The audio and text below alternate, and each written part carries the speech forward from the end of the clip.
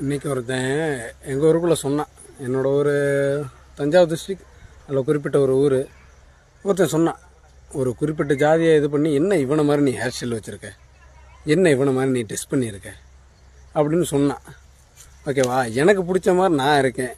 என்னோடய சுதந்திரம், ஒவ்வொரு மனுஷனுக்கும் தனித்தனி சுதந்திரம் இருக்குது. அவனுக்கு பிடிச்ச மாதிரி அவன் இருந்துட்டு தான் இருக்கான்.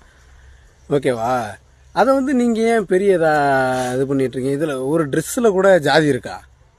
ட்ரெஸ்ஸில் ஜாதி இருக்குது, வேறு ஹேர் ஸ்டைலு ஜாதி இருக்குது, அதுலேயும் ஜாதி இருக்குங்கிறாங்க.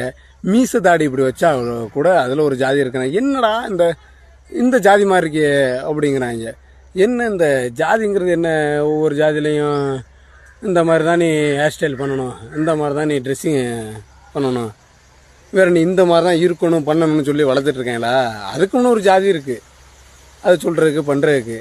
அந்த மாதிரிலாம் நம்மள எங்கள் ஏரியாலலாம் நாங்கள் ஒரே தெரு தான், மொத்தம் ஒரு 13 ஜாதி, எல்லாருமே ஒத்துமையாக தான் இருப்போம், ஒன்றா தான் இருப்போம். இந்த ஜாதி வெறி பிடிச்சி அலையிற நாய்கள் இருக்காங்க இல்லை, அவங்களுக்கெல்லாம் நாங்கள் ஈடு கொடுக்க மாட்டோம். எல்லாருக்கும் நாங்கள் அப்படி பார்த்தா எதிரி தான். என்னாலையும் சொல்லிக்க முடியும், நானும் கெத்தா இந்த ஜாதி தாண்டா அப்படின்ட்டு. நீங்கள் இதை பற்றி பேசாதீங்க. இதோட சுதந்திரம், ஒவ்வொரு தனி மனிதனுடைய சுதந்திரத்தை யாருமே கேட்கக்கூடாது, கேட்காதீங்க. அவ்வளோதான், ஓகேவா? இதுக்கு மேலே கேட்டால் அப்புறம் ஒன்றும் இல்லை, சோழி முடிஞ்சு.